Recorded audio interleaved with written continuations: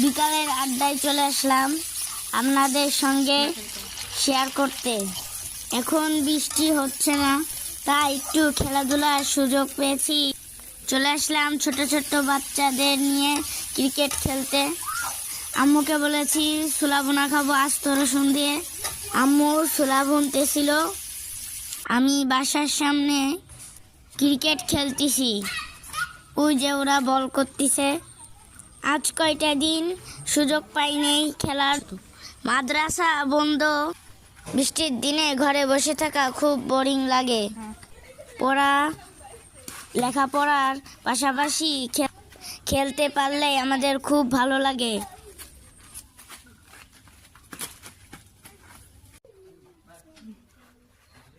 এদিক দিয়ে আম্মুর ছোলা ভুনা বানানো শেষ, আমাকে উঠিয়ে দিচ্ছিল, আমি খেলাম। ওয়াও, দেখতে কি সুন্দর লাগছে, না জানি কত সুন্দর হয়েছে। আমি বিসমিল্লাহ বলে মুখে দিলাম। Wow, heavy taste.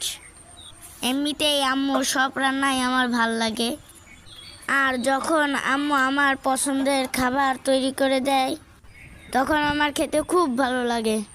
আম্মু ইজ দ্য বেস্ট। অনেক ভালোবাসি আম্মুকে।